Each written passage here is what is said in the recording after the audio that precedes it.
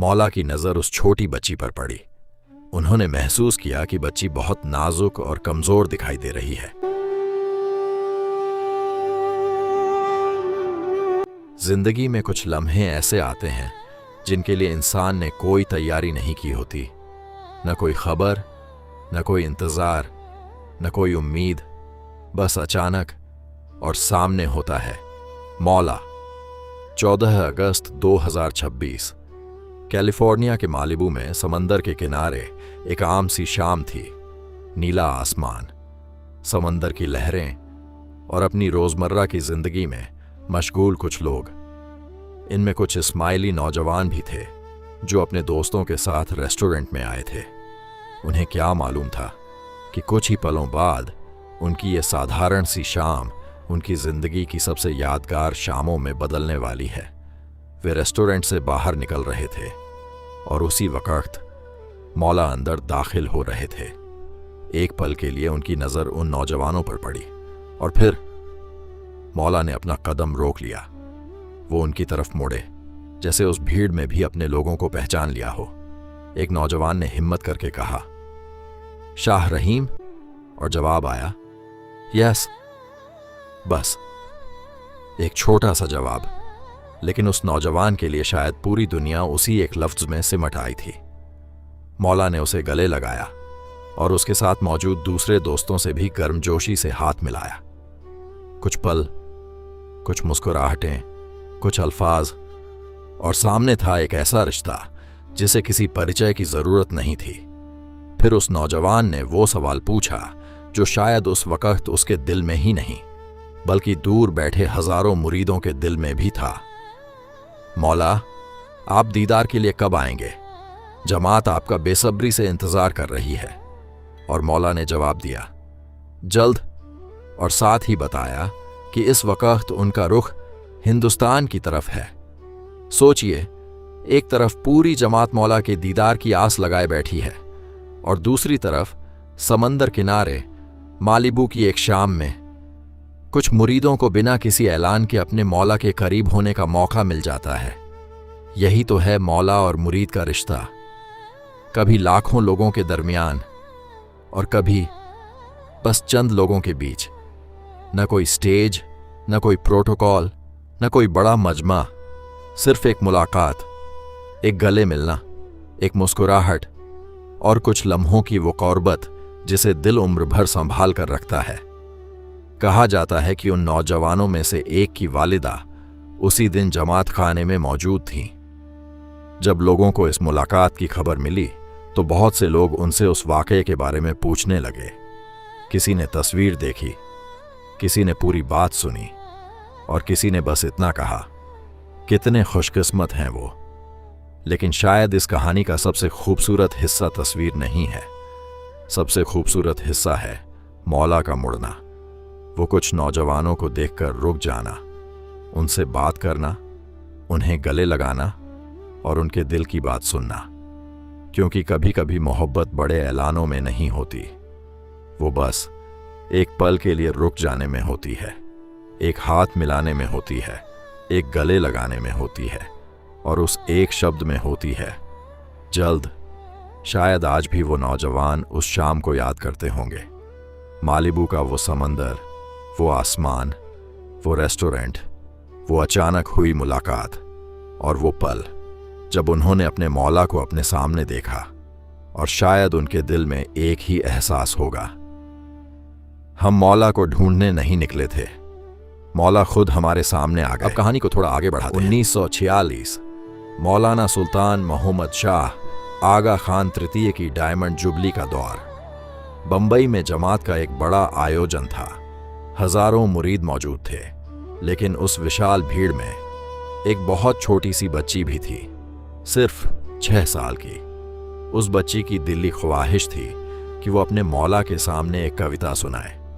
उसने तैयारी की, अभ्यास किया और दिल से दुआ की कि शायद उसे ये मौका मिल जाए।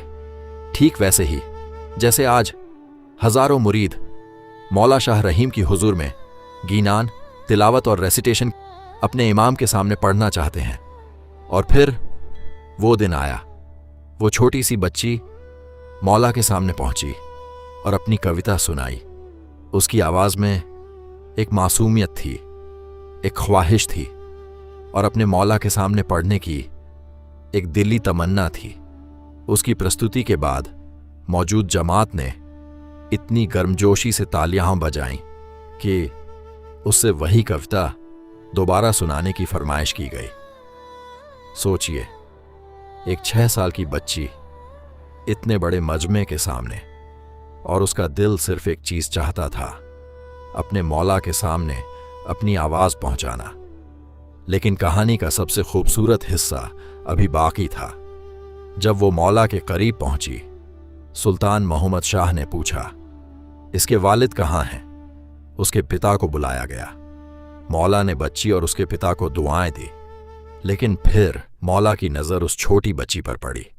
उन्होंने महसूस किया कि बच्ची बहुत नाजुक और कमजोर दिखाई दे रही है और यहीं एक बहुत बड़ा सबक छुपा हुआ है। मौला ने सिर्फ उसकी कविता नहीं सुनी थी, उन्होंने बच्ची को देखा था, उसकी हालत पर ध्यान दिया था और उसके पिता से कहा गया कि उसे अच्छी तरह खिलाया पिलाया जाए ताकि वह बड़ी होकर मजबूत और स्वस्थ बने। उस बच्ची की याद में ये लम्हा हमेशा के लिए बस गया। उसे अपने मौला के सामने कविता सुनाने का मौका मिला था, लेकिन शायद उसे सबसे ज्यादा याद रहा कि मौला ने उसे देखा था, सिर्फ एक बच्ची की तरह नहीं, बल्कि एक इंसान की तरह। उसकी आवाज सुनी, उसकी खुशी देखी और उसकी कमजोरी भी देख ली। यही तो फर्क है, किसी को देखना और किसी को महसूस करना। अब कहानी को थोड़ा आगे बढ़ाते हैं। आगा खान पैलेस, पुणे। यह जगह सिर्फ एक इमारत नहीं थी। सुल्तान मोहम्मद शाह ने इसे 1892 में बनवाया था और बाद में यह भारतीय स्वतंत्रता आंदोलन के इतिहास का भी महत्वपूर्ण स्थल बना। 1953 से 1972 तक इस परिसर में एक बोर्डिंग स्कूल भी चलता था। उस स्कूल की एक पूर्व छात्रा नीलम महाजन ने वर्षों बाद अपनी यादें साझा कीं। उनके मुताबिक जब आगा खान गर्मियों में वहां आते थे तो वह और उनकी पत्नी स्कूल के बच्चों के लिए मिठाइयां लाते थे।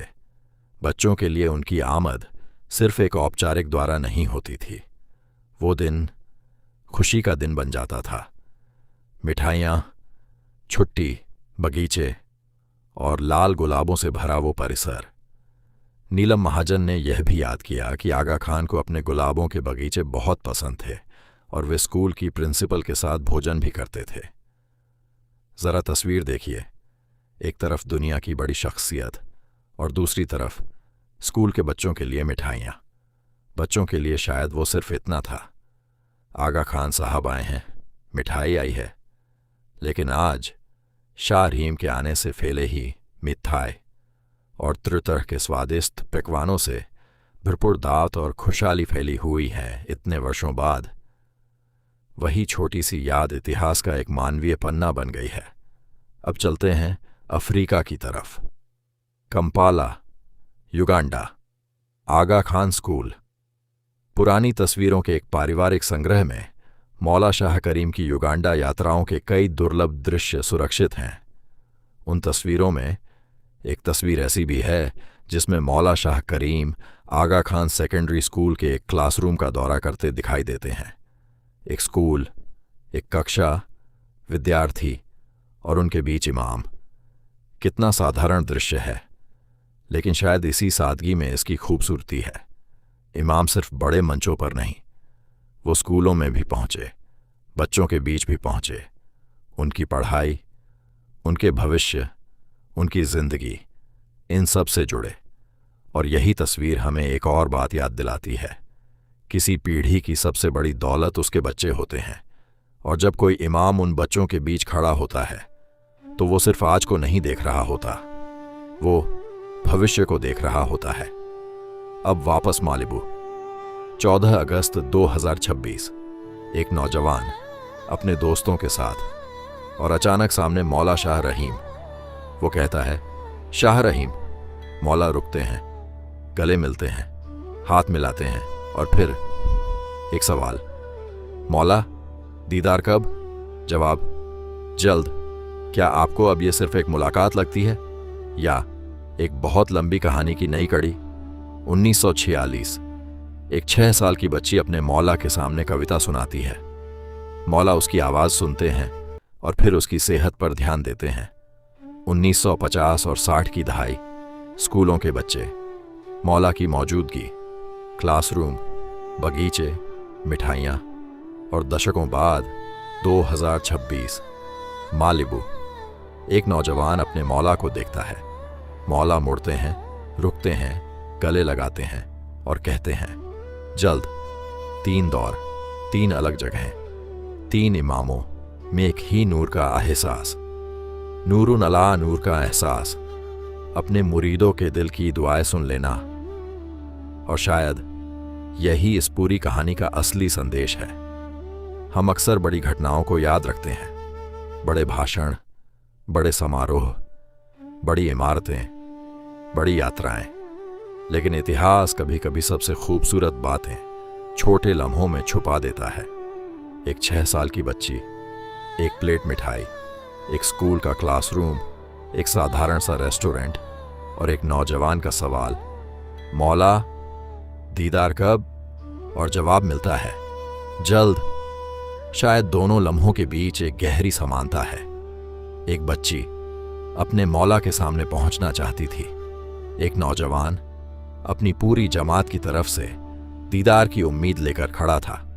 एक ने कहा, मैं आपके सामने कुछ सुनाना चाहती हूं। दूसरे ने कहा, मौला दीदार कब? और दोनों को मिला एक लम्हा, एक याद, एक एहसास। शायद यही वो चीज है जिसे तस्वीरें पूरी तरह बयान नहीं कर सकती, क्योंकि तस्वीर में सिर्फ चेहरे दिखाई देते हैं, लेकिन याद में आवाज होती है, मुस्कुराहट होती है, दिल की धड़कन होती है और कभी कभी एक छोटा सा जवाब भी होता है, जल्द। मालिबू की उस शाम से 1946 की उस बच्ची तक कहानी हमें यही बताती है, इमाम और जमात का रिश्ता सिर्फ बड़े मौकों का रिश्ता नहीं, ये छोटे छोटे लम्हों का रिश्ता भी है। किसी बच्चे की आवाज सुनना, किसी विद्यार्थी के बीच पहुंचना, किसी बच्चे के लिए मिठाई लाना, किसी नौजवान को गले लगाना और कभी बस मुड़कर रुक जाना, क्योंकि कभी कभी एक पल की गुर्बत पूरी जिंदगी की याद बन जाती है। और शायद मालिबू के उन नौजवानों के लिए वो शाम हमेशा यही कहती रहेगी, हम मौला को ढूंढने नहीं निकले थे, मौला हमारे सामने आ गए। और जब हमने पूछा दीदार कब, तो उन्होंने कहा, जल्द, इंतजार रहेगा, उम्मीद रहेगी।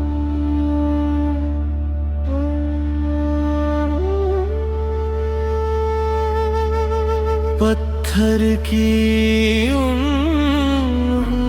मूर्तों में ढूंढा तुझे गलियों में, थक गया मैं ढूंढ की इन महकी हुई कलियों में।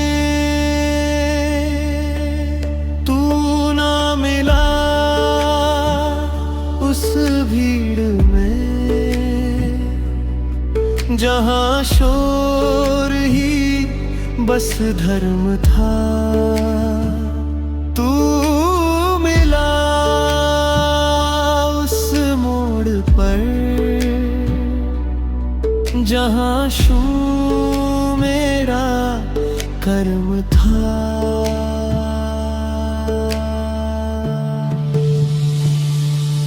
ना तू दूर है ना तू पास है, तू बस एक अनकहा एहसास है। मेरे भीतर जो जल रहा वो दिया तू ही है।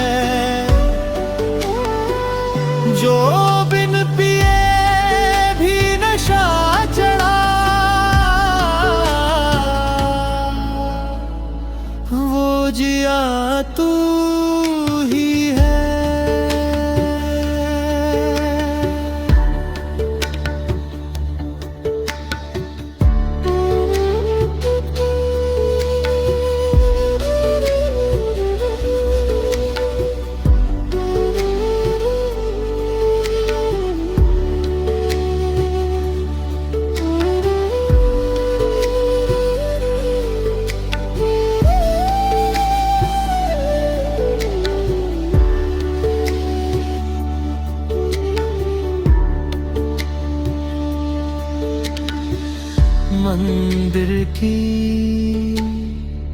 चौखट पुरानी और मस्जिद की वो शाम,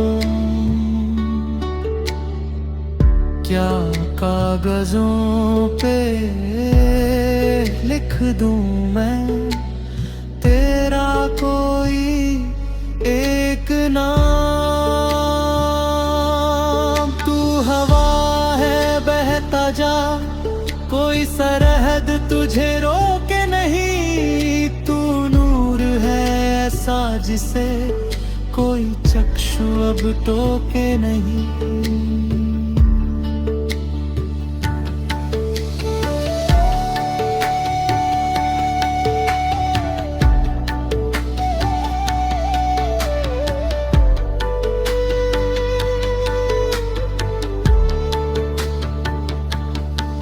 मैं मिटा तो तू दिखा, मैं रहा तो झल था। तेरा मिलना भी तो प्रभु मेरी सादगी का फल था। ना तू दूर है ना तू पास है, तू बस एक कहा है सांस है। मेरे भीतर जो जल रहा वो दिया तू ही है, जो बिन पिए भी नशा चढ़ा वो जिया तू ही है। अब न कोई मांग है न कोई फरियाद है, सिर्फ तू ही तू यहाँ, बाकी सब तो क्या